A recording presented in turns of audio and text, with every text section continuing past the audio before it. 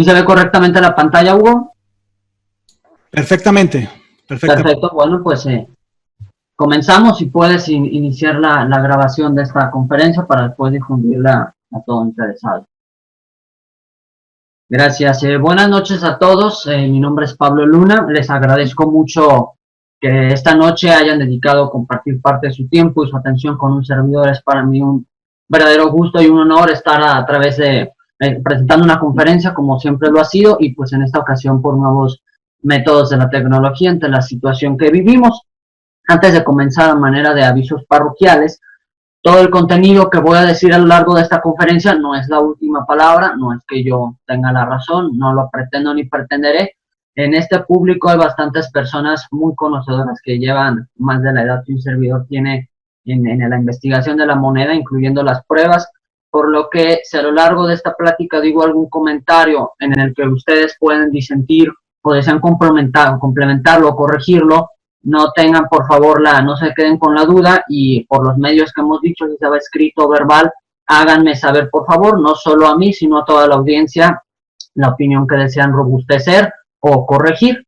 Todos aprendemos de todos y estaría muy agradecido en caso de que ustedes así lo decidieran. La segunda situación que voy a comentarles a lo largo de esta conferencia es que el tema de las pruebas del siglo XX, que comienza formalmente en 1905 a 1999, todos los que me están viendo tienen una preferencia sobre mí, y esa preferencia es pues que a ustedes les tocó vivirlo. Si bien las pruebas estrictamente, como sabemos, no circularon, pero la mayoría de ellas obedecen a un tipo circulante que sí circuló y ustedes vieron, principalmente en el último cuarto del siglo XX. No me dejarán mentir que la gran mayoría les tocó las monedas. A un servidor, por obvias razones, no fue así. Entonces, al haber tenido esas monedas circulando, al haber entendido en qué momento aparecieron y desaparecieron, hace que yo sienta agradecimiento con todos ustedes porque puedan compartir sus conocimientos que vivieron. Bueno, la dinámica de preguntas ya se ha abordado, y pues por último, mucho agradecer a Hugo Lira, quien está a cargo de los controles acá en Monterrey, Nuevo León, donde estoy transmitiendo un servidor. Agradecerle mucho que hace posible así como otros eventos, en este caso particular, pero también de la Sociedad Numismática de Monterrey. Y bueno, sin más, vamos a iniciar. Les recuerdo que las preguntas las pueden hacer aquí por la opción de chatear, o bien al final esperamos. Es una conferencia, bueno, plática, me gustaría decirle informal, no es forzosamente algo protocolario. La duración que yo le calculo no debe de superar la hora. Yo calculo unos 40 minutos a discreción de las preguntas que amablemente me vayan a realizar. Y si hablemos de pruebas, porque voy a platicar, ahorita lo vamos a ver en el índice, distintos temas selectos en base a las investigaciones pasadas y recientes que he elaborado, que podrán ser de su interés. Como saben, un servidor, Pablo Luna Herrera. Algunos me conocen por el blog que tengo en la internet, participaciones en redes sociales, conferencias en algunos estados, y pues tengo el gran honor de ser parte de algunas sociedades numismáticas, y aprovecho para saludar a todos aquellos miembros que nos están viendo de clubes, sociedades y asociaciones numismáticas de todo el país. El contenido que vamos a abordar esta noche se va a dividir en 4 puntos. El primero, vamos a hablar de los antecedentes, el estudio de las monedas tipo prueba en el siglo XX, cómo fue surgiendo a lo largo del siglo XX este interés por estudiarlas, coleccionarlas. En el segundo vamos a hablar de la construcción del proceso de creación del libro de pruebas que un servidor editó desde la primera edición, que tiene sus antecedentes a más o menos por ahí del 2013 hasta el actual, y las repercusiones que ha tenido posterior a su publicación. El tercer tema, adentrándonos más en el estudio, teniendo estas bases, vamos a llegar a la teoría de las pruebas, que son definiciones que otorgo a manera de hipótesis de investigación, que se puede dividir, las clasificaciones de estudio y casos prácticos, estos casos enigmáticos que siguen siendo tema de discusión. De aquí voy a reiterar, como lo hice hace un momento y lo volveré a hacer más adelante, que en estos temas, que puede haber variedad de opinión, todas son válidas, por lo que agradeceré si ustedes tienen una distinta, no duden en compartirla con la audiencia. Y por último, conclusiones, reflexiones y cotizaciones. Este último punto estuve un poco dudoso de meterlo. Si bien las investigaciones que yo he hecho no van orientadas a dar precios, sí considero en esta ocasión meterlas, además que es algo informal, algo casual, para que ustedes tengan una idea, los que no estén tan familiarizados con este tema, que pues a la hora de que estén interesados y quieran comercializar compra-venta, como dicen coloquialmente, no les van a dar gato por liebre, porque en toda la numismática mexicana, y no solo me limito al siglo XX, el tema de las pruebas es muy delicado en cuanto a compra y venta, por los distintos factores que rodean una moneda prueba que vamos a descubrir en esta plática. Bueno, el primer punto, antecedentes, el estudio de las monedas tipo prueba del siglo XX.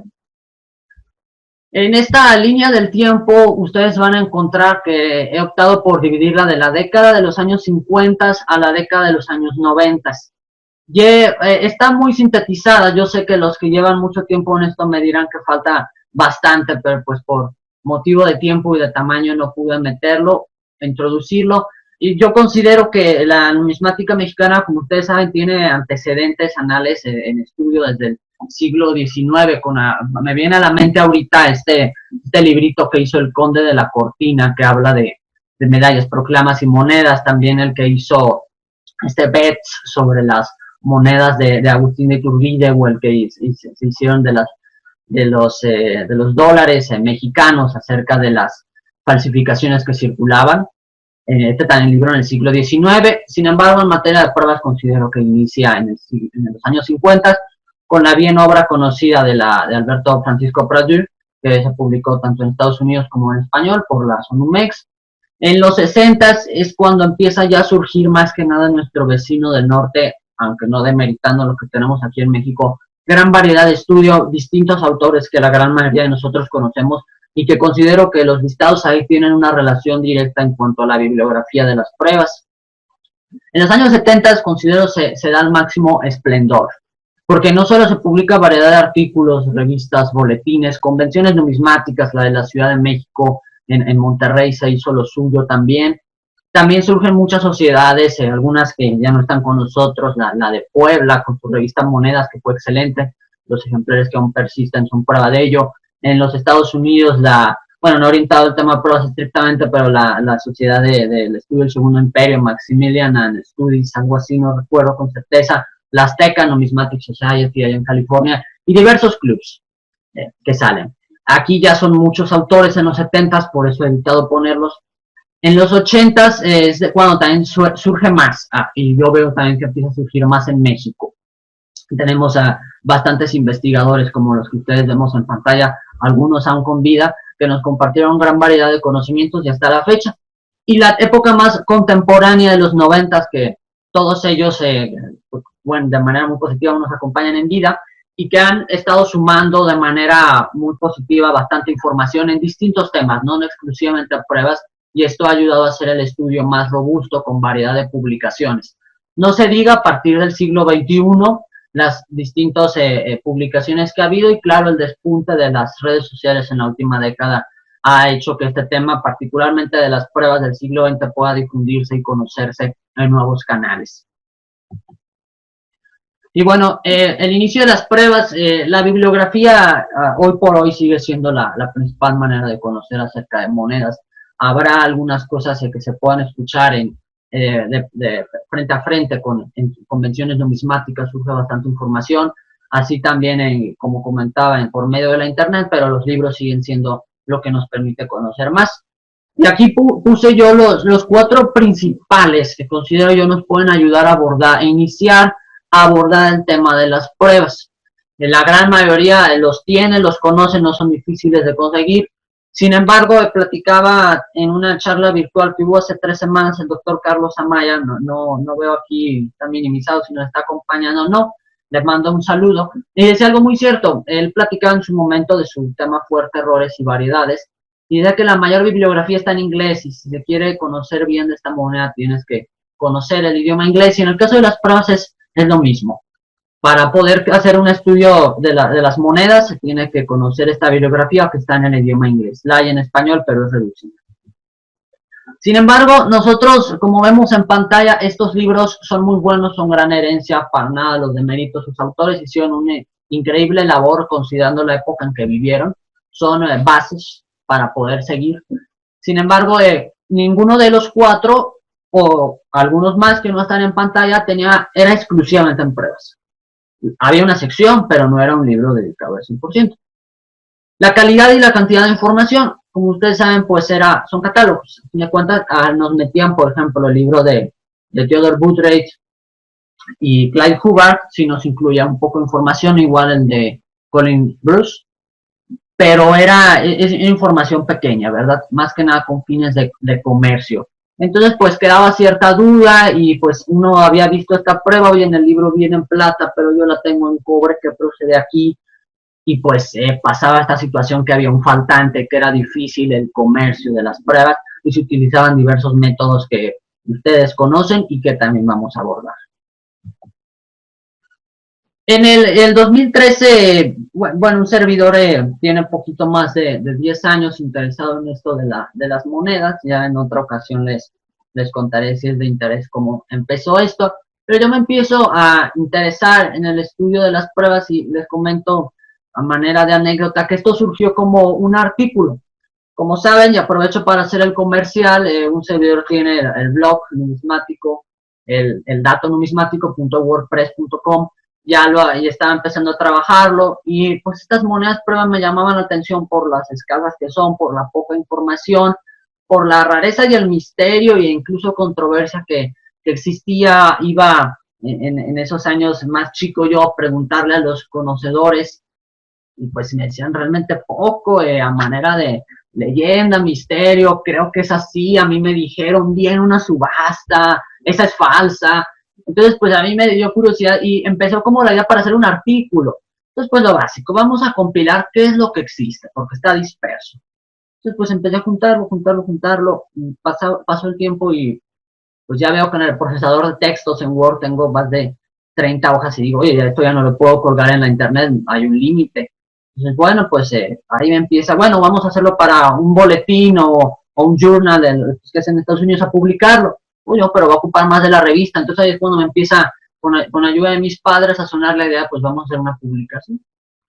Y pues ya que era como muestro en pantalla un tema incomprendido, había escasa información, poca rareza, misterio y controversia. Y no quiero, por favor no me malinterpreten que a la fecha esto ya se ha solucionado y ya no hay problemas, no, para nada. Las investigaciones que he hecho no pretenden, como desde el principio, ser la última palabra, aunque era mucho por hacer y confío en que tanto otras personas como un servidor podamos seguir avanzando. Entonces, les decía, el proceso de creación del libro de pruebas iba a surgir como un artículo, pero por lo extenso que era, opté por hacer una publicación, una primera edición.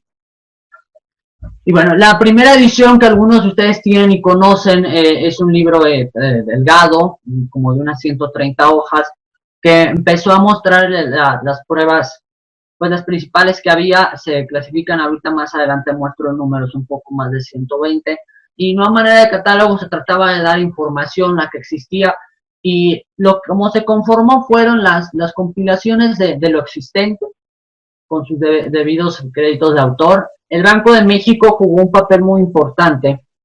Yo solicité la ayuda de Juan Cristóbal Díaz Negrete y Marina Salcido Fernández, el primero de ellos ya jubilado. Me ayudaron bastante, me proporcionaron bastante material de manera desinteresada.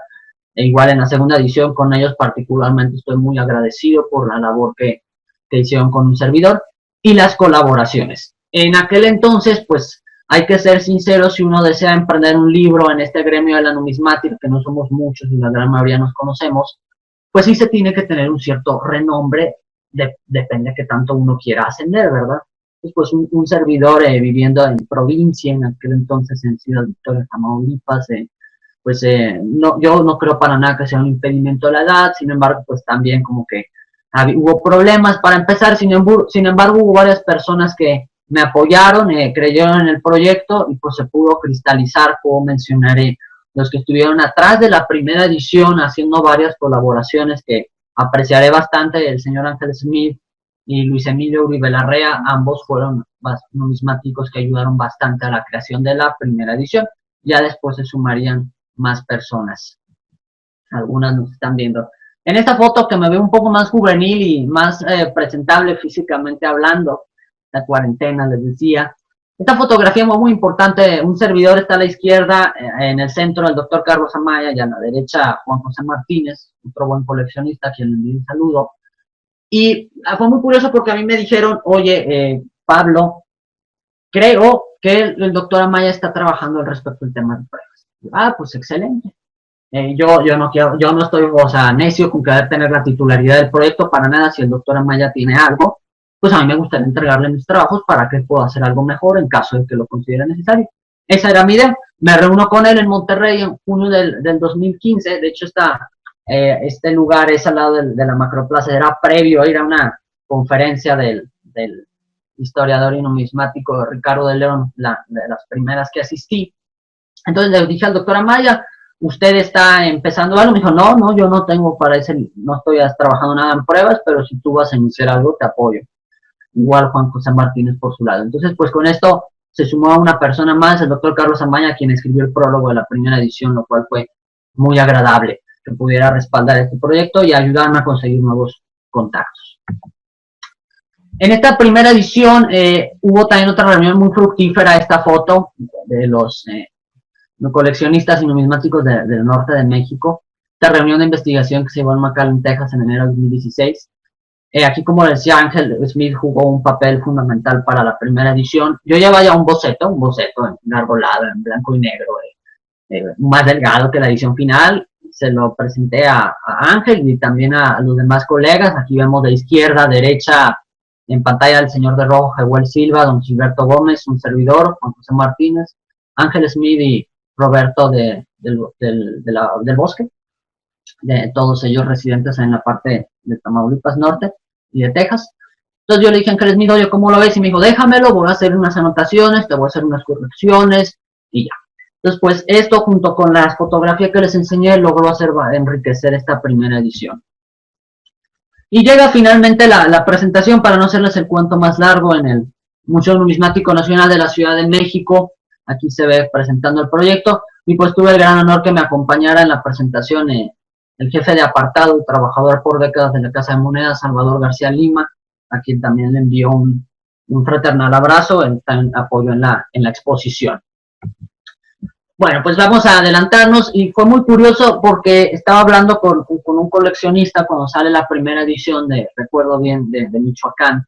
Me dice, oye, Pablo, por teléfono, ¿por qué no me dijiste que estabas haciendo un libro? Yo tengo como 20 pruebas que no vienen en el tuyo, que ya lo tengo. Y yo, qué caray. Bueno, en el primer mes de publicación, es decir, en junio, julio del 16, fácil salieron más de 50 nuevas pruebas de distintos coleccionistas.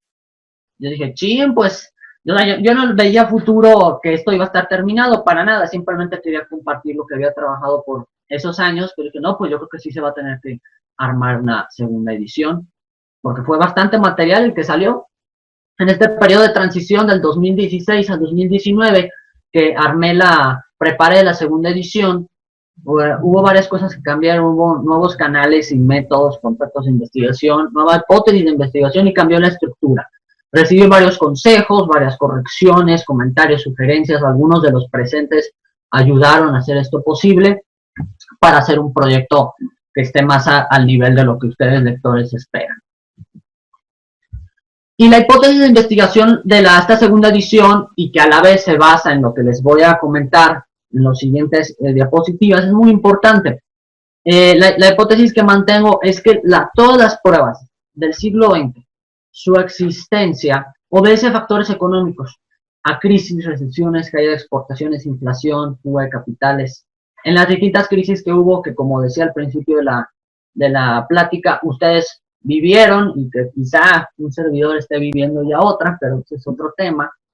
Entonces, principalmente, no me dejan mentir, los 80s, la mayor cantidad de pruebas son los 80s, y esto también hay que pensar que pasaron muchas decisiones económicas que hicieron que se reflejara en la moneda los cambios en el país. Un servidor no estudia economía ni pretende, algunos hablan más de esto, pero esta se consultó con la Facultad de Economía de la Autónoma de Nuevo León, me dijeron, tiene sentido, vas bien, pues por eso considero que es válido plantear esto.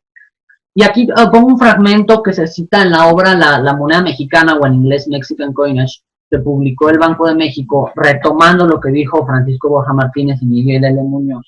Y esto lo está en el libro y lo pongo aquí porque considero que es muy importante que nosotros, como interesados en la moneda, debemos comprender o tratar de comprender la historia, que eso es indiscutible, pero también un poco la política monetaria, que como ustedes saben es la cantidad de dinero que hay en circulación para mantener la estabilidad de precios y controlar la inflación. No me meto mucho en eso, pero las pruebas están muy relacionadas a la historia, a la política monetaria.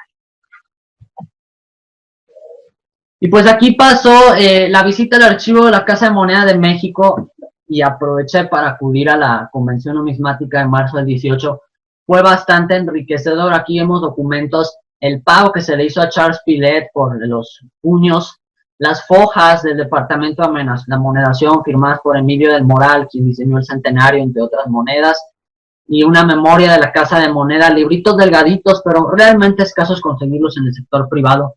Y esta visita fue muy interesante, me detengo un momento para comentarles.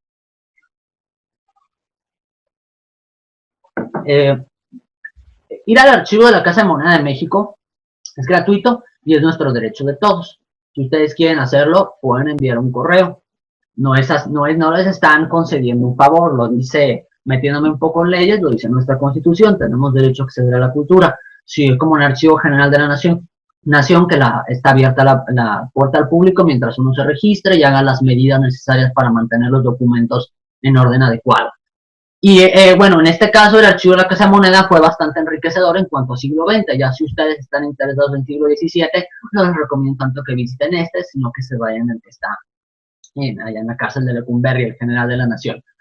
Y aquí me recibieron de manera muy amable Ángel Valtierra, antiguo director del museo, Gabriela Silva y Salvador García Lima, ya mencionado, me brindaron material del acervo, del archivo, de la biblioteca, y pude sacar bastante información que no había sido publicada. Era la primera vez que experimentaba con documentos de este tipo, la redacción, hice bastantes notas, fotografías, estuve ahí cerca de una semana, les digo, en marzo del 18, coincidió, yo ya había programado mi viaje meses atrás, coincidió con la Convención Numismática, que es la Sociedad Numismática de México, esa en particular dedicada a fichas municipales. Pues qué padre que coincidiera, era la primera a la que acudía, pude conocer a bastantes personas y viceversa, y aproveché y también saqué varias nuevos datos. Aprovecho también, me adelanto un poco, Pablo Casas y Darta Sánchez ayudaron bastante, Cedrián López Bosch también a hacer este libro, que tuve la oportunidad de platicar con ellos en persona. Bueno, el objetivo del libro, que también pues es parte del objetivo de esta breve plática, aunque no tan extenso como se retrata ahí, es pues unificar el material disponible, cosa que viene desde la primera edición, indagar y recabar nueva información para poder brindarle al coleccionista y al numismático una obra en la que satisfaga su interés por las pruebas, y empezar por terminar el misterio y rumores que rodean estas acuñaciones. Como les digo, no es que ahí esté ya el santo grial, ya se acabó el tema, ya lo solucioné, para nada, falta mucho por hacer. Hay omisiones en ese libro involuntarias que ya me han reportado y me he dado yo cuenta. Entonces, yo siempre, como les dije al principio, no por estar escrito por un servidor, es la palabra final, siempre acudan con una segunda opinión, como en general considero yo que es en todo esto del coleccionismo. Y pues los nuevos refuerzos fue algo que le dio vida a la segunda edición. Aquí en esta fotografía, que espero se haya podido publicar, se me pasó preguntarle, con el doctor Luis Gómez Wurzener, quien también le mando un abrazo, que nos acompaña en esta ocasión en la Ciudad de México. Él fue parte fundamental para la creación de este libro, él respaldó. En la segunda edición fue bastante interesante porque se me ocurrió enviar el boceto, un boceto bastante grueso, también engargolado en blanco y negro, imprimido alrededor de unos 10, y se los envié a distintos colaboradores en México y en Estados Unidos para que, les dije, mientras más me lo rayonees, mejor. Si me lo tienes que deshacer, deshácelo. Mientras más le puedas poner, mejor. Tuvieron bocetos bastantes personas. Alejandro Bustos tuvo uno, el doctor Gómez Wurzener, Carlos Amaya, Alberto Rodríguez, Ángela Smith también ayudó bastante. Siddhartha Sánchez también tuvo. Y ayudaron, se me escapan nombres, fueron cerca de 10, 12 bocetos, pero fue bastante enriquecedor haber logrado sus opiniones para formar esta segunda edición. Y bueno, vamos a entrar al tema 3, ya que les he comentado cómo se formó este proyecto, qué fue lo que hizo que en el poco más del último lustro me animara a hacer esto, y vamos a entrar un poco más al estudio teórico y práctico del tema de las pruebas como tal, ya que conocen el por qué existió y el cómo se conformó.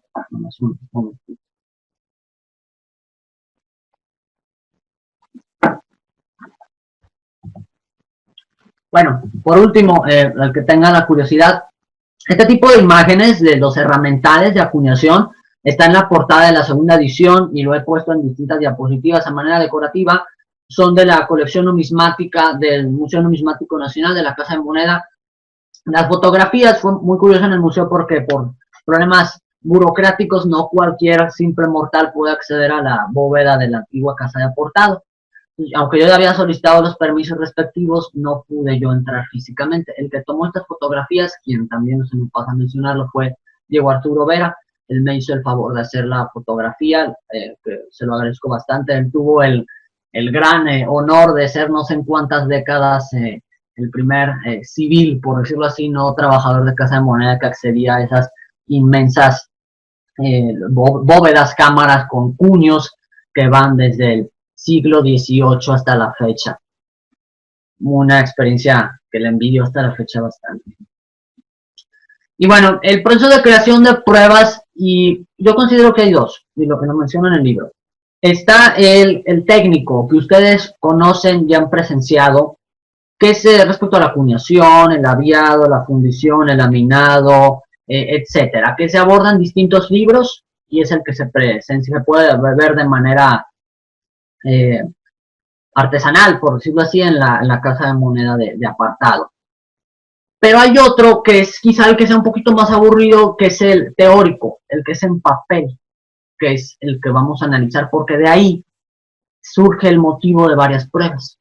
Porque sí, las pruebas, gran cantidad, no todas, pero gran cantidad de las pruebas tienen un fundamento legal. No hay que generalizar que todas las pruebas fueron así discrecionalmente, aunque sí las hay, como veremos. Y del lado izquierdo vamos a platicar cómo se crea una moneda. Ustedes quizá me digan, oye Pablo, pero esto es 2020, tú estás hablando desde 1905. Sí, pero básicamente el proceso no ha cambiado mucho. Los principales cambios son la ley monetaria de 1930, de 1905, no, partimos de ahí. La del 31, la del 36, la del 92, la expedición de la ley orgánica de la Casa de Moneda en el 86, que le da naturaleza jurídica como órgano desconcentrado. La ley del Banco de México, que le otorgó autonomía y el respectivo fundamento constitucional que encontramos en los primeros años de la década de los 90. En fin, este andamiaje legal que les dije es lo que ha cambiado, pero el proceso no, en el fondo, implica a las mismas autoridades. Y vemos del lado izquierdo de la pantalla monedas ya existentes depositadas por decreto en la ley monetaria. La moneda de 10 pesos del 2020, vamos a poner el ejemplo, ya está depositada en la ley, no es necesario que el Congreso cada año diga, se aprueba la de 10 pesos, se aprueba la de 10 pesos. Entonces, es el Banco de México, como ya hay un decreto, quien en las decisiones de política monetaria que les mencioné hace un momento, decide la cantidad de monedas. Y esa cantidad de millones se le envía a la Casa de Moneda vía una orden de acuñación. Y eso es lo que se hace. Que este tema no ocupa tanto para las pruebas, sin embargo, en las nuevas monedas cambia. Las nuevas monedas inician por una iniciativa del Poder Legislativo o el Ejecutivo, que también está facultado. Se hace el proceso de dictaminación, de debate, de discusión, etc. Pasa, el Poder Ejecutivo lo promulga y aquí lo recuperamos lo anterior y lo trasladamos a este caso. El Banco de México gira las instrucciones de diseño, que tardan generalmente 90 días hoy en día, anteriormente variaba bastante, y emite la orden de acuñación que finalmente la Casa de Moneda va a obedecer. Sin embargo, en estos 4 eslabones sucedía que anteriormente en varias situaciones que vamos a ver en un momento del por qué se crean las pruebas. A veces sucedía que entre un paso y otro pasaba mucho tiempo o se detenía el proceso y después se retomaba o se abandonaba. Entonces, esto va a explicar por qué surgen varias pruebas. Bueno, y pues vamos a entrar a definir, he dicho mucho la palabra, pero ¿qué es una prueba? Vamos a analizar 3 distintas definiciones.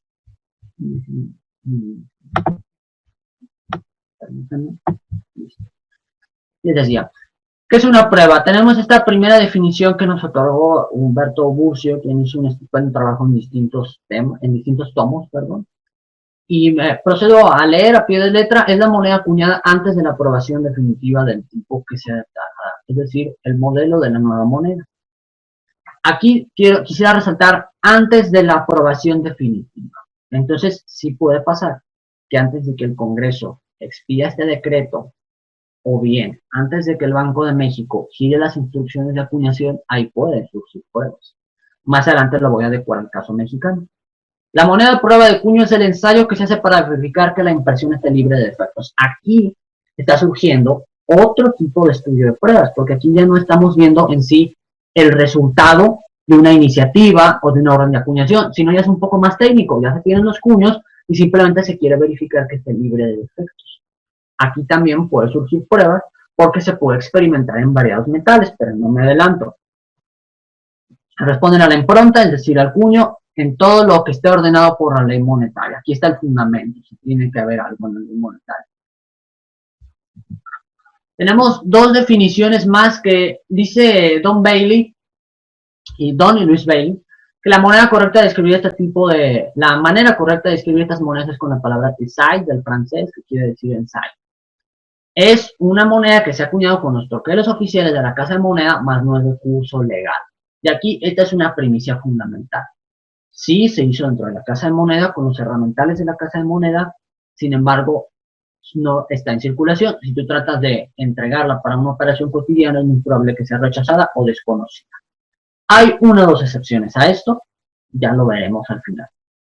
Y por último, Enrique Rubio Santos en su glosario menciona sinónimo de ensayo, es una especie de pieza de presentación para comprobar la bondad del diseño y material definitivo antes de su puesta en circulación. Aquí retoma un poco lo que decía Burcio en la anterior definición a temas técnicos, es decir, comprobar la bondad del diseño y el material. Aquí nos está abriendo la puerta a que una prueba no sea prueba porque el diseño no agradó, la bondad del diseño, o también que sea una prueba de un material o aleación distinta, porque aquí menciona el material definitivo de la moneda. Nótese cómo desglosamos estas definiciones y nos permiten entender distintas maneras de clasificar las pruebas. Aquí surge otra parte interesante. Pueden estar acuñadas en ambas caras o solo en una. Aquí entendemos porque hay pruebas monofásicas, o incluso, bueno, no quisiera decir la palabra mula, pero pruebas que por un lado tienen un diseño desconocido y por el reverso tienen un diseño que es familiar. Pongo a manera de ejemplo aquellas pruebas de la década de los 70s o el decenio de los 80s que van a tener en su anverso el águila que se utilizó en la familia Centenario más tardar de los años 40.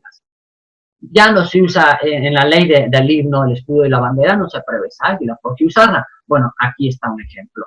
Aquí se explica por qué. Paso a lo último, pieza acuñada para apreciación y cuyo modelo no fue todavía aprobado por las autoridades. Acuñación de un proyecto determinado que puede no llegar a ser emitido masivamente. Un proyecto determinado. Entonces aquí podemos ver que la autoridad gubernamental en cierta parte se decidió a no proceder. Entonces en estas tres definiciones ya sacamos los 4 distintos tipos de pruebas y esto lo vamos a trasladar a unas clasificaciones que más adelante les comentaré. Ahora, en otras palabras, ¿cómo surgen las pruebas? Hay 6 motivos principales. No por eso quisiera sintetizar que ya no hay más. Pueden existir más, estos son los que son la mayoría. Autorización parcial de las autoridades implicadas. Hemos hablado de Banco de México, de Casa de Moneda, del Congreso de la Unión y también aquí otro muy importante que si bien nos explicó en los eslabones que les puse es la Secretaría de Hacienda y Crédito Público. Hoy en día ya no desempeña un papel tan crucial, sin embargo, antes de la autonomía del Banco de México, que fue 93-94, la Secretaría de Hacienda tenía la palabra final. Entonces aquí tenemos 4 distintas autoridades de gobierno. Análisis y experimento del comportamiento de metales. Les pongo un ejemplo. Tenemos, recordarán la escasa onza de platino de 1987-88, les quedó mal con el año. Hay una prueba en cobre y hay una prueba en latón. Comportamiento de los metales. El platino era un metal novedoso para Casa de Moneda, era un metal bastante duro, los puños son de acero, el platino es un metal más duro, metiéndonos en temas un poco de física química, que su punto de fusión es más elevado. Entonces, antes de proceder a acuñar al platino, pues se hacían pruebas, como lo dice la palabra, en otros metales más blandos. Ahí se genera. Tercero, preparación de una nueva suerte o tiraje. No todas las pruebas, pero algunas son de un diseño totalmente distinto. Vemos, por ejemplo, aquí bueno, no es en sí una prueba, es un medallón, pero no me adelanto en temas de la serie Caballito, que pongo de manera decorativa. Las pruebas que se hicieron, incorrectamente se cree en Francia, se hicieron en México, los herramientales sí son extranjeros. Cuando se iban a acuñar por primera vez, se hicieron en distintos metales, para el caso de 1911, no los quiero confundir con otros años. Entonces, antes de iniciar una nueva suerte o una nueva denominación o tipo, era normal iniciar con pruebas, otros se llaman pruebas de arranque, no solo era para ver el comportamiento de los metales, también era para ver que la prensa estuviera en funcionamiento correcto. Anteriormente, ustedes lo ven en el Museo Numismático en la Ciudad de México, no son como las prensas verticales de San Luis Potosí, que tenían a más de 1000 por minuto. Anteriormente era un poco más rudimentario el proceso y se tenía que ver que la presión fuera correcta. Crisis económicas. Esta es de las más importantes. Por ejemplo, el 82, el 87, años en que hubo turbulencias económicas, surgen variedad de pruebas. ¿Por qué? Por el simple hecho que la Casa de Moneda no deja de ser, en cierta parte, una fábrica que no debe ser deficitaria, está buscando no salir perdiendo. Las monedas tienen un costo, hoy en día por mucho menor a su valor facial. Entonces, con los cambios que había, con la devaluación, con la inflación, los metales industriales que se usaban aumentaban de precio. Entonces decía la autoridad pública, necesitamos tener una moneda de un metal más barato y de un diámetro más pequeño. Y aquí surgen las pruebas. El quinto motivo, que hasta cierta parte pues resulta un poco desagradable, es el capricho en la presentación. Hoy en la mañana precisamente estaba debatiendo ese tema y ahorita lo vamos a ver qué significa eso, pero son diferentes. En el último cuarto del siglo XX tendemos a generalizar. Si vemos una prueba no conocida, pensamos que pensé que había un falso contacto, creo que no, ok. Les decía, disculpen, si tenemos en el último cuarto del siglo XX nos enseñan una prueba nueva y generalmente decimos, está hecha de manera intencional, no es legal, dudo de su autenticidad, y no siempre es así. Ahorita vamos a abordar esos temas.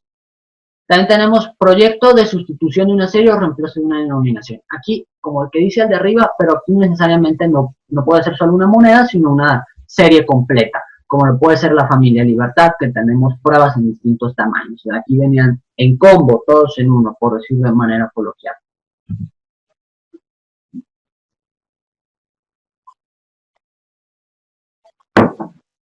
Les decía, ¿por qué hay tantas pruebas de un solo año, valor y viceversa? Y aquí nos vamos a acercar un poco a los casos prácticos, habiendo analizado estas bases teóricas. Vemos que hay algunas pruebas, que hay muchas, y ahorita vamos a acercarnos a ese tema. ¿Por qué hay tantas? Hay motivos específicos, pero si tuviera que generalizar, les diría 3 motivos. La autoridad rechaza ambos lados de la admisión, cuando ya se había autorizado, y por avalar este decreto ya se habían generado monedas, y estas por diversos motivos no se funden o se sustraen de circulación, y aquí surgen bastantes. Que solo un lado se acepte y o se sugieran cambios mínimos. Entonces aquí se generaron cierta material de pruebas, pero un lado o un cambio. Hay una, me recuerda, bueno, esta no es muy normal, pero 20 pesos, cultura maya. Hay una prueba que tiene la marca de la seca muy grande. Obviamente esto no va a ser aprobado. Esta tiene una anécdota distinta. Como esta no iba a ser aprobada, se sugieren cambios y aquí se generó una prueba, a pesar de que era el diseño previsto en el decreto. Se decide modificar el cospel, metal o dimensiones, que es la más normal. Se hacen varias monedas, se presentan distintas alternativas, al final se escoge una en específico y el resto pues pasan a ser vestigios de la herencia de esta denominación. Bueno, y aquí entramos a lo que les decía que no me quise adelantar y abordar hasta ahorita, que hay distintas clasificaciones de las pruebas. Un servidor, a manera de hipótesis, considera que se pueden dividir en 6. Sin embargo, ustedes ya me podrán decir si consideran que hay más o menos. No es, les reitero, no es una ley. Y aquí tenemos una gráfica muy importante, esta es del segundo libro de pruebas, que tenemos cuántas monedas hay por década en el siglo XX. Vemos cómo los 70s y los 80s, por las mismas crisis económicas que les decía, los problemas petroleros con el sexenio de Luis Echeverría, principalmente el 76, y posteriormente el sexenio de José López Portillo fueron los que más se generaron. Y vemos cómo las décadas llamadas del milagro mexicano, que son de los años 40, otros consideran 50 hasta los 70, hay pocas pruebas. O incluso en el periodo de reconstrucción nacional de los 20, yo un servidor no tengo documentada ninguna, aunque quiero pensar que debe de haber alguna por ahí, quizá un peso resplandor, no lo sé, hasta ahora no se ha encontrado. ¿Cuántas pruebas hubo en la primera edición? 193 y en la segunda edición 382. Les decía tiempo atrás que cuando salió la primera edición me dijeron, oye, hemos encontrado alrededor de 50 pruebas nuevas, y ahí fue cuando nace la intención de hacer el segundo libro. ¿Cuántas pruebas nuevas surgieron cuando publico la segunda edición? Hasta la fecha les puedo decir que hay menos de 20. Es decir, manejamos 50 en un mes, y ni les digo en un año, y ahora tenemos menos de 20. Esto quiere decir que sí se ha logrado abarcar un poquito más de lo que hay. No por eso, como les digo, serán todas. Y aquí entramos a la clasificación. Son 6, como venía en la anterior diapositiva, y vamos a abordar cada uno de los tipos. Estrictamente, sin ser quizá tan técnicos, todas son pruebas, pero dentro de las pruebas considero que hay maneras de clasificarlas. La primera, valga la redundancia, pruebas, es un proyecto de diseño que está en consideración para nueva moneda. Esta es nuevo total, no se conocía. Aquí ilustro una de manera decorativa, el hidalgo de laurel completo. Esta era una moneda nueva, no se conocía, no había algo parecido en circulación. Acuñaciones experimentales. Estas acuñaciones experimentales son cambios menores. Es el diámetro, el grosor, la aleación. Este último punto es un poco conflictivo, ahorita les digo por qué. Pero son detalles. El diámetro de la moneda, el grosor de escorpel, incluso el tipo de canto o el acabado. En algunas medallas prueba las hay satín y espejo. Y podremos encontrar que uno de estos dos acabados no fue para su distribución en el caso de medallas. Pieza de capricho, lo que les mencionaba hace un momento. Estas están llamadas monedas de fantasía, ese término lo manejó Don Bailey. Son acuñadas con todo el equipo en la casa de moneda, pero sin fundamento legal, y que sin esas 4 autoridades que les dije se vieran implicadas. ¿Por qué ocurre? Aquí podría empezar a especular, a generar misterio, que fue cierto personaje de la administración pública, que fue cierto trabajador, que los hicieron con ocio, etcétera. Pero suceden estas piezas de capricho. Yo me limito a decirles que hay que ser cuidadoso con su adquisición. Aquí, pruebas de diferente metal. Considero que puede haber quizá una confusión entre la acuñación experimental, que son cambios mínimos, y pruebas de diferente metal. Aquí considero que es el mismo diámetro, el mismo canto, el mismo acabado, el mismo diseño, solo es diferente el metal. Y estas son normales. Por ejemplo, la moneda, 20 centavos pirámide, se hizo en cobre, hay uno en cuproníquel, idéntico. Este sería una prueba de diferente metal. Pruebas de presentación. Estas vienen siendo, lo diría coloquialmente, los primos finos de las piezas de capricho. Estas también no encuentran fundamento, sin embargo, responden a un fin oficial. Tampoco tienen documentación, pero aquí lo que sucede es que, lo mencionaron en una prueba, la Comisión de Hacienda del Congreso de la Unión, que es la encargada de dictaminar y entregar la iniciativa final para hacer la moneda. Y resulta que el diputado o el senador que la preside se le hace llegar, antes de pasar por el Banco de México que hace moneda, cómo quedarían las monedas, a manera de obsequio, para que vea cómo sería el proyecto que él impulsó. No necesariamente surgen únicamente como de esta manera, también es común en los billetes, los primeros folios, obsequiarlos al presidente, al secretario de Hacienda, al secretario de Defensa, bueno, en el caso de monedas también, pero en materiales distintos.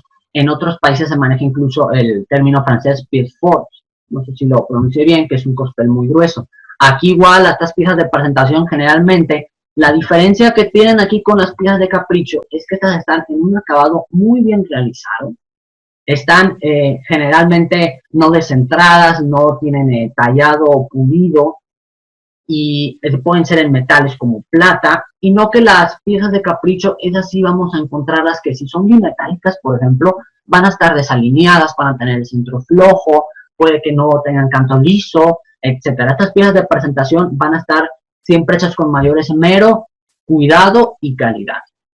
Y por último, es un nombre largo, las pruebas, está abreviado, pruebas de progreso, avance o acuñación parcial en fragmento. son pedacitos de metal. Estas sí son muy raras de ver, pero no se confunden. El grabador, al momento de estar, ya que había pasado por el modelo en alto relieve, que en la resina, el yeso, el pantógrafo, etcétera, ya trabajando en metal, elaboraba el punzón maestro, la matriz, el troquel, y para ver cómo iba trabajando, primero se hacía lo más relevante, en este caso, por ejemplo, en Lanza Libertad del Ángel, y lo grababa, perdón, lo estampaba, aún no troquelaba, sobre materiales suaves, como podía ser plastilina, resina, o bien ya sobre metal, lo troquelaba sobre fragmentos de metal aleatorios que podía encontrar. Ahorita vamos a ver una por si no se la imaginan. Y estas son las 6 clasificaciones que yo propongo para el estudio de las pruebas, que las podemos enlistar. Y aquí yo quisiera hacerle una pregunta a todo el público, a aquellos que quizás, espero no causar un poco de aletargamiento en ustedes. Quisiera preguntarles, aquí podemos usar, si Hugo me lo permite, el chat, para que me digan, en atención a las definiciones que les proporcioné, ¿cuál es prueba? Yo sé que todas son pruebas, pero de las 3 hay una que es prueba. Aquí aquí tengo, dejen ver, en chatear, me gustaría leerlos.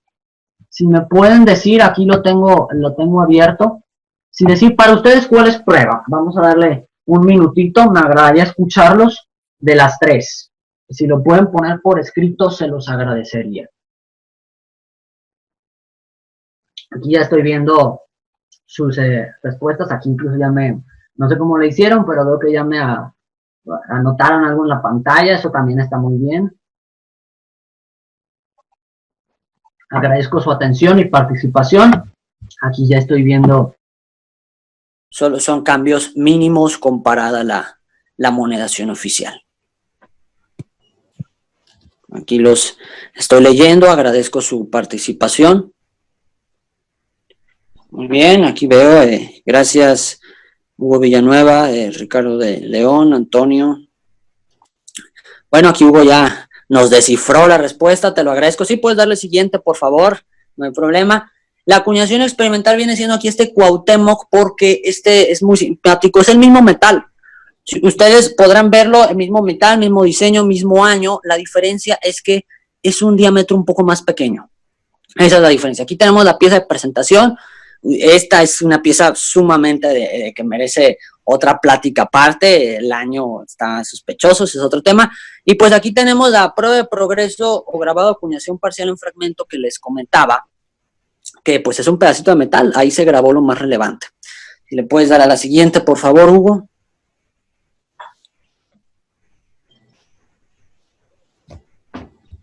Bueno, pues vamos a entrar a los casos prácticos en esta parte final de la conferencia. Vamos a analizar 4 casos prácticos, que son monedas que he seleccionado porque estoy seguro que son las que más perduran las dudas y que desean saber información al respecto. El primero es esta serie, se conoce coloquialmente como Atlán, del grifo Atlán, indígena, que significa lugar donde hay mucha agua. En realidad no se llama así, ya que son varias monedas, todas ellas con motivos prehispánicos, excepto la de 2000. Y estas monedas fueron ahora sí que destronadas, por decirlo así, por el decreto de los nuevos pesos, que si bien salió en el 92, ya se planificaba desde años atrás. Y aquí las monedas, la gran mayoría son, bueno, yo diría que a excepción de los mayores 2 valores, todos son muy escasos. La de 500 definitivamente es hasta la fecha que no he podido conseguir una imagen de este ejemplar que no sea en blanco y negro. La de 2000 se puede conseguir con cierta facilidad, pero hay una muy particular, la de 1000. La de 1000, ustedes pueden en este momento ir a las redes sociales y ponerse a buscarlas y pueden adquirir una esta misma noche. Pero pues no deja de ser una prueba. Entonces, ¿qué sucede? En el caso, vamos a dar la siguiente imagen. En esta sí se ha logrado evidenciar bastante información.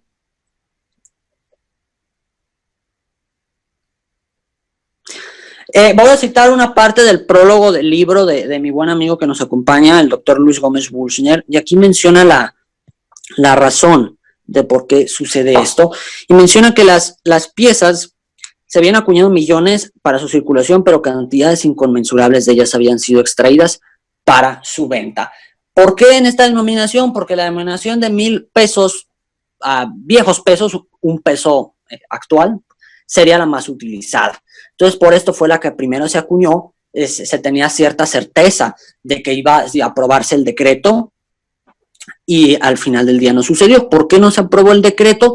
Si lo tenemos publicado, incluso como les señalé en la diapositiva anterior, tenemos una fecha. Bueno, este no se realiza, como veremos, por las facultades discrecionales de la Secretaría de Hacienda o del Ejecutivo.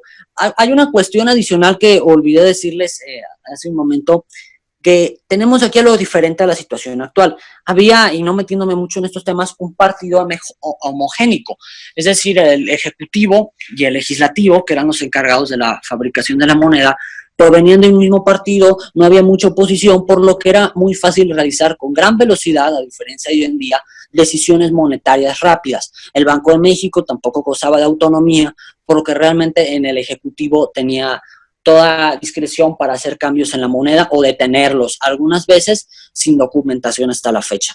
Si le puedes dar hasta la siguiente, por favor. Y bueno, aquí tenemos en palabras propias, la acuñación fue sustraída citando lo que se mencionó anteriormente y su comercialización se dio. ¿Cuántas se acuñaron? No tenemos un número exacto, pero sí sabemos que probablemente supera las miles de piezas. A mí me contaron que un comerciante de cierta localidad del país se le llegó a ver una cubeta de ropa llena hasta el tope de este tipo de monedas en los 90s, por lo que nos indica que sí se acuñaron bastantes. Sin embargo, hay varios tipos de pruebas en este tipo de denominación que ya no son tan escasas, que son ya bastante escasas, a diferencia de la que conocemos normalmente de bronce aluminio. La hay también en acabado espejo, esta misma, que aquí atendiendo a las definiciones que dimos sería una acuñación experimental por el cambio menor, y también hay una prueba de diferente metal que es en aluminio, y recientemente de las poquitas pruebas que les mencioné han salido desde la publicación del libro, añadiría que hay una en cuproníquel. Esta me la reportaron a finales del año pasado y sería la cuarta que podríamos agregar, que espero en futuras investigaciones se pueda añadir con sus otras pruebas. Si le puedes dar a la siguiente.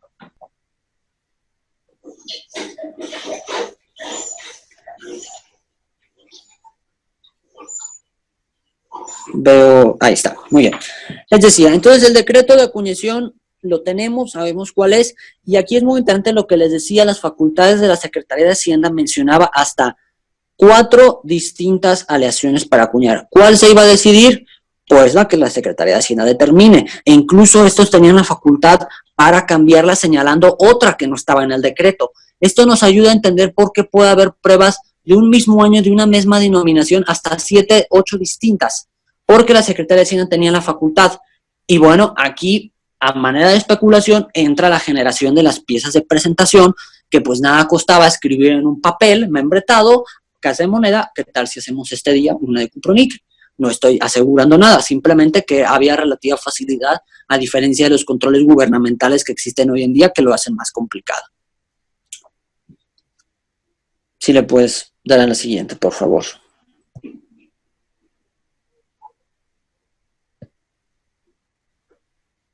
Bueno, segundo caso práctico, los pesos, los pequeñitos pesos SUD. Estos pesos que pues se consigue más que nada el que está en la imagen con relativa facilidad. De igual manera, con suerte, se puede conseguir adquirir esta misma noche. Sí hay un decreto, al igual que en el caso anterior, es el del 19 de diciembre del 85, y al igual que en el caso anterior, el decreto preveía varios metales, cuproníquel, acero y zinc. Nosotros sabemos que el más conocido es de acero. Sin embargo, de igual manera que en el anterior fragmento, se podía mencionar que la autoridad podría crear metales adicionales. Esta moneda vendría a sustituir al peso modelos que inició en el 84, porque el 83 no es prueba, es otro asunto. Se crearon en los pocos días que quedaban de 1985 varias aleaciones con distintas águilas, con distintos cantos, y en 1986, que es el más conocido, otras más. De tal manera, si le puedes dar siguiente, por favor, Hugo, que tenemos la increíble cantidad de 10 pesos SUD documentados por parte de un servidor. Juntarlos todos sería una tarea realmente titánica. Los más escasos son los de 1985. Algunas fuentes aseguran que se acuñaron, no sé de dónde salió este dato, un servidor que estuvo en el archivo de la Casa de Moneda no mencionan esto, algunos montos sí, otros no dicen ningún momento 33 piezas, supongo que son esas, dicen que se reproducen a lo largo de los años. Se acuñaron muchos más, en definitiva, el de acero inoxidable, por las mismas razones que podrá haber sido el caso de 1,000 pesos Aztlán. Los de 1985, como decía, sí son realmente escasos. Podemos pasar a lo siguiente. Bueno, esto lo dejé, no recuerdo si es el penúltimo o el final, pero este sí es un dolor de cabeza para varios coleccionistas. Este tema, la verdad, ha pasado a desprestigiar un poco las pruebas, incluso las del siglo XXI, que las hay, son escasas las pruebas del siglo XXI, pero también se ve con escepticismo. Incluso ya que la Real Academia de la Lengua Española no nos escucha, ya se ha llegado a hacer verbo decir, es coloquialmente una plutarcada. Son esos plutarcos esto. Cualquier moneda rara se tiende a generalizar por parte de algunos interesados en esto. Sin embargo, sí son pruebas estrictamente, pasaron situaciones diversas que les voy a comentar. Y aquí menciono, un servidor no encontró fundamento en las distintas fuentes consultadas, no se encontró, hay un decreto en la ley monetaria que menciona denominaciones altas que no pasaron del papel, sin embargo, este no es. Se tiene registro de su comercialización desde 1995, es decir, ya tienen rato, y se acuñaron en 6 metales. Sin embargo, recientes investigaciones me hicieron saber que probablemente la de plata, como lo dice en su diseño, ley 900, fue la única realmente hecha con intenciones y que el resto fue de manera anacrónica, es decir, posterior a la fecha de acuñación de la primera tirada. Esto no lo ha confirmado un servidor, sin embargo no pierdo la oportunidad de mencionarlo. Ahora bien, ¿por qué no se acuñó? Es mi creencia que porque ya había billetes de la misma denominación en circulación que reemplazaban este valor y que era más económico y más fácil su distribución. Puedes darle la siguiente, por favor.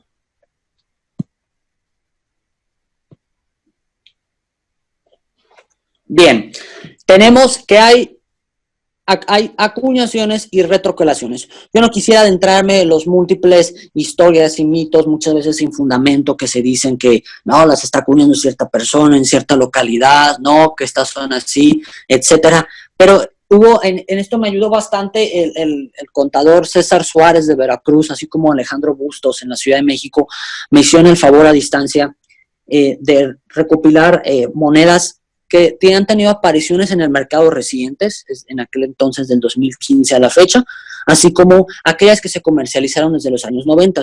Examinaron sus características principales, lo que es el diámetro, el canto, con una buena lenta de aumento las características, y descubrieron que hay diferencias, las cuales amablemente me reportaron y les doy el crédito correspondiente. Yo las menciono como pruebas sin movimiento en el mercado y presuntas reacuñaciones. La primera, como ustedes pueden apreciar en pantalla, son los bordos que tiene la moneda. Los próximos movimientos son suaves y curveados, como lo en general lo son todas las monedas. El proceso de labiado les otorga esta característica.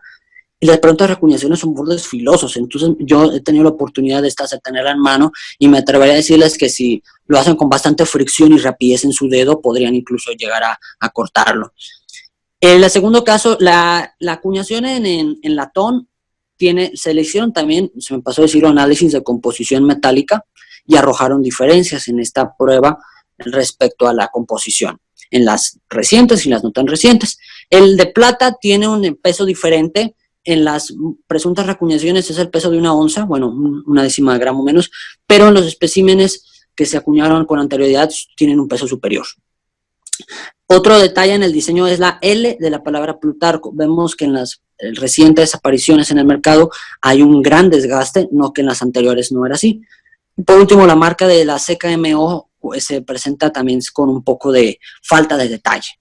Estas son las diferencias que yo les sugiero si ustedes van a adquirir una de estas monedas. Sean cautelosos, a pesar de que salgan en catálogos de subastas, de subastadores y casas de subastas prestigiosas. Si ustedes están interesados en estas monedas, les sugiero que analicen esto, así como una segunda opinión. Sí, puedes continuar a la siguiente diapositiva. Y en el libro se menciona una nota que me atreví a reproducir íntegra. Tenemos en imagen 2 monedas, una retroquelación sobre 1 onza Troy y una retroquelación sobre 1 onza Libertad del 2012, lo cual en sí no es no es posible por los tiempos, ¿verdad? Y aquí yo lo dejo a su lectura, lo que pongo, sin embargo, hago hincapié en que, como lo dice, se deben coleccionar con prudencia, no está claro aún su origen, los tiempos en que se acuñaron. Estas especímenes no responden a la teoría de las pruebas que les he proporcionado, por lo que pues el que esté interesado en la oferta de mercado, la compra-venta es libre, pero yo sí sugeriría que sea con prudencia, ya que si usted quiere coleccionar una prueba que obedezca a que fue una acuñación, que no salió a circulación por motivos económicos, motivos técnicos, por comportamiento de metales, como lo dice los principales tratadistas, y adquiere estas piezas, yo le temo decir con certeza que usted no está adquiriendo una moneda que obedece al 100% a la palabra prueba.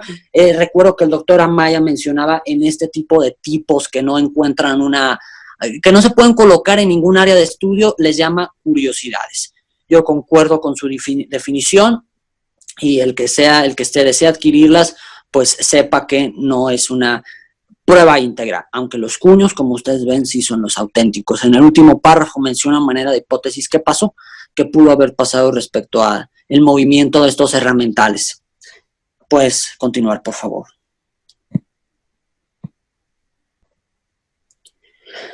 Bueno, también ha causado mucho conmoción recientemente este tema. Este tema abarca también siglo XXI. Las primeras monedas se pueden encontrar desde que se introducen los nuevos pesos en 1992, aunque el periodo transitorio que termina en el 95, hasta la fecha no tengo reportado este tipo de acuñaciones, son del 95 a la fecha, es decir, hasta el 2019, 2018. Y en el apéndice que dedico al respecto en la investigación, menciono que hay 4 giros de la investigación: error, variedad, prueba o manipulación. Cada uno tiene sus detractores, los que simpatizan, cada opinión es válida. Sin embargo, debo de hacer 2 precisiones. Hay pruebas que el arillo es de cuproníquel, el núcleo es de cuproníquel. Son 2. Estas sí son pruebas, ya que por los distintos motivos, ahí sea pieza de capricho, de presentación o de comportamiento de metales, pues sí, puede parecer un poco raro que se acuñara en vez de en un cospel de un solo metal en 2 del mismo material, pero son pruebas, por los motivos que he dicho a lo largo de esta plática. Sin embargo, cuando tenemos una moneda que se conoce en circulación, la ley monetaria menciona un material, una composición para el arillo y otra para el núcleo, y se conocen en un solo metal, en un principio podríamos pensar que es prueba. Incluso casas subastadoras las ofrecen como prueba. Sin embargo, aquí hay varias situaciones que ha causado bastante debate en distintos portales, tanto de convenciones como de redes sociales.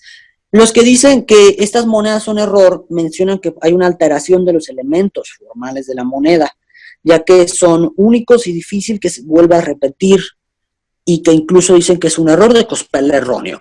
Las casas certificadoras norteamericanas es la clasificación que les suelen asignar. Wrong planchet, cospel erróneo. Variedad. Hay otro grupo que nos dice pueden existir varias piezas iguales, que es lo que caracteriza las pruebas. Hay algún parámetro que la moneda cambió, en este caso tenemos el cospel, y estas suelen ser, por ejemplo, un ejemplo de una variedad, 20 nuevos pesos que el 2 parece un 8. Entonces, en este caso se aventura a decir un poco más dramático que si bien el diseño es el mismo, el metal es el que cambia. Válido según los que lo defienden.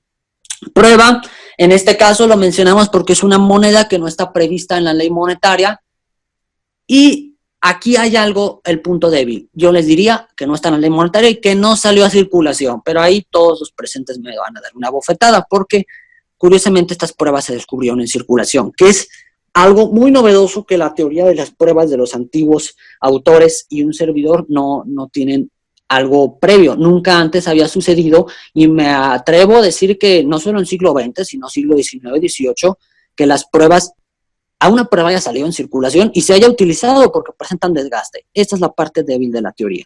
Manipulación. Curiosamente, los que aprueban esta teoría es la Casa de Moneda de México, estando en contacto con ellos y con documentación que se menciona transcrita en el libro, se menciona que ellos consideran que son monedas falsas. Pues aquí ya estamos considerando que están defendiendo que no las hicieron ellos, ya que pues son distintas administraciones cuando se hizo esta consulta y cuando se realizaron. En fin, hay varios motivos. Ahora bien, se menciona muchas personas que recientemente, no, es que es una manipulación, una moneda falsa, porque en el proceso de acuñación, recordemos que el acuñado y el ensamblado se hacen en el mismo momento. Es decir, desde finales de los 90 viene en la zona donde se acuña la prensa, hay dos canaletas, una del arillo, uno del núcleo, estos tienen pestañas interiores y el cuño lo que hace no solo es imprimir el diseño, sino adherirlas, que se hagan como las conocemos. Sin embargo, recordemos que alrededor del 98 para atrás, este proceso era diferente. Un troquel ciego, es decir, sin grabado, las ensamblaba y únicamente pasaban a la zona de acuñación a ser acuñadas únicamente. Además, también está el tema que la virola, que es lo que sostiene la moneda y la expulsa, no permitiría que entre de un solo metal, y demás temas técnicos, confío en que algunos de los presentes conocen mejor que un servidor, que hacen difícil saber qué son estas monedas. Yo concluyo diciéndoles con este tema, sí son productos por la calidad de acuñado y por las distintas denominaciones que, por cierto, se conocen en monedas de 1, 2, 5, 10, 20 pesos hasta ahora únicamente Fuego Nuevo del año 2000 y 2001. Yo tengo la creencia, en base al material estudiado y a las que he tenido la oportunidad de examinar, que sí son productos de la Casa de Moneda de México. Sin embargo, haría hincapié en, no está en el libro, pero recientemente en dividirlas en dos periodos. Aquellas acuñadas desde el 95 alrededor del 2006 y las del 2006 a la fecha, haciendo hincapié en aquellas del 2017 al 2019. Estas que ya han salido hasta trimetálicas y en monedas de 20 pesos diversas. Estas sí ya considero yo que se pueden clasificar, aunque siglo XXI, dentro de piezas de capricho o piezas de presentación. Habría que adentrarse un poco más. Sin embargo, estas monedas, aseguro, son casa de moneda, sin embargo, queda pendiente definir, confío en que como muchas otras deficiencias en el libro, sea una piedra inicial y futuras investigaciones puedan ayudar a discernir en cuál de estos grupos sitúan estas monedas. Sugiero que su adquisición sea con prudencia y adquieran más de una consulta al respecto. Si puedes pasar, por favor, al siguiente punto.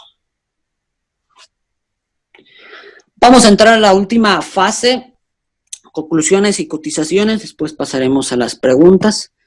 Si puedes pasar a la siguiente, por favor. Bueno, hay varias maneras de coleccionar pruebas, realmente son pocos aquellos que se dedican únicamente al coleccionismo de pruebas. La mayoría de los coleccionistas que yo conozcan son parte de su colección, mas no es única, con 2 o 3 excepciones. Lo hay el coleccionista pruebas, el que solo le interesa esta área y que es el más raro.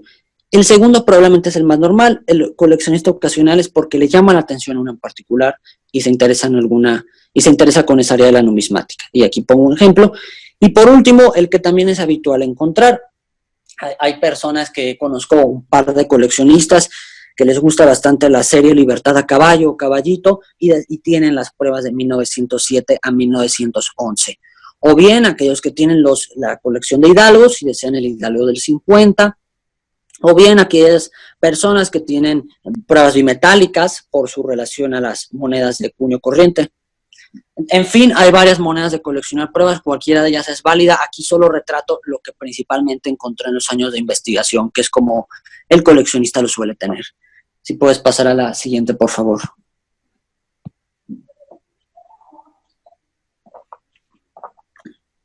Bueno, aquí hay una situación del por qué las pruebas desde un principio generaron misterio, escepticismo, controversia, y se debe básicamente a que la demanda supera la oferta.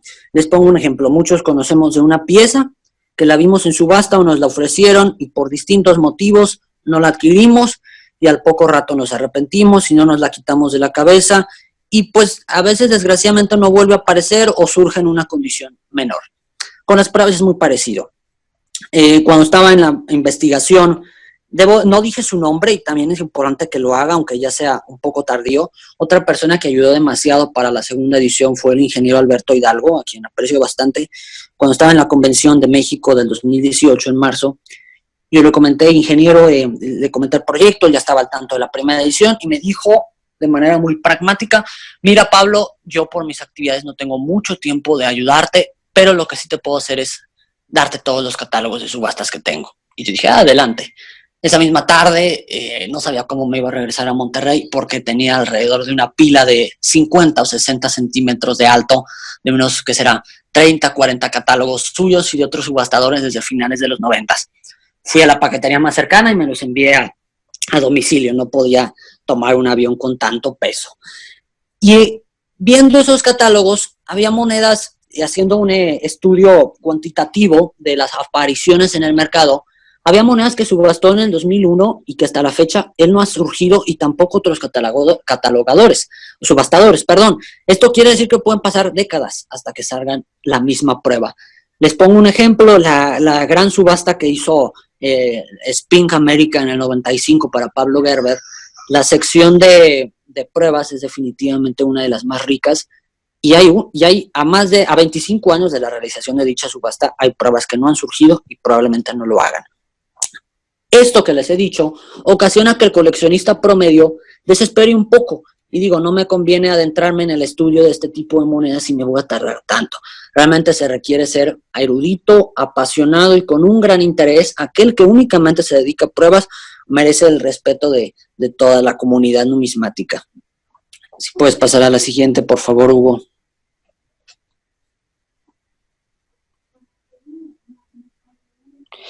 Y pues por último, quise aquí mencionar cuánto valen estas pruebas. Aquí pongo algunos ejemplos.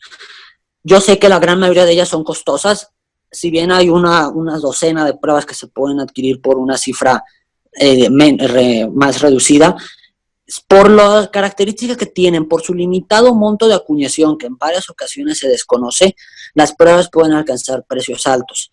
Tienen, como les decía, la demanda supera la oferta, y cuando surge un espécimen, hay varios coleccionistas, no solo en México, que van por ellas a como de lugar, y por eso los precios tan altos que alcanzan en los últimos momentos.